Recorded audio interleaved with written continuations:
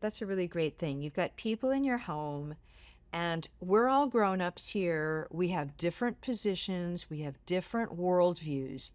For the people who tend to be more timid or more maybe uncomfortable at the thought of making other people uncomfortable, how do you share the gospel?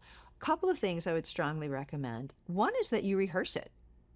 One is that you actually have maybe a go-to verse or a thing that you want to say. And you know what's really helpful? I think of something like First Timothy, where Paul says, he says that this is a faithful saying that Jesus Christ came into the world to save sinners, of whom I am the chief.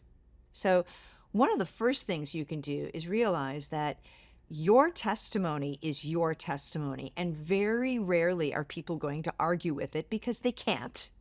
So you can start by sharing your testimony briefly and as it fits into this. So maybe somebody will say something about how she has an anxiety disorder and she has really struggled with her medication and she doesn't know what to do. And you can talk about how you also have struggled with anxiety, and the peace of God has been there for you, and these are some of the verses that you use, and can I pray for you? So you can use your testimony as a way of answering someone's problem and question.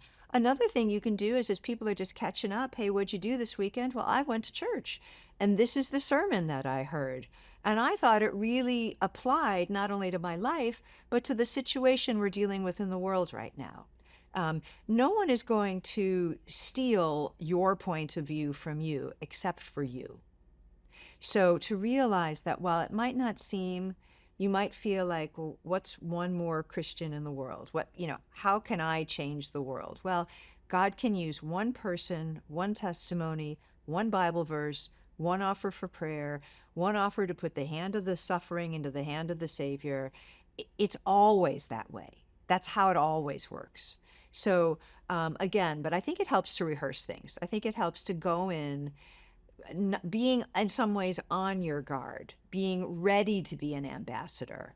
I don't think actually anybody who's good at sharing the gospel just sort of fell out of bed and that was just how it happened.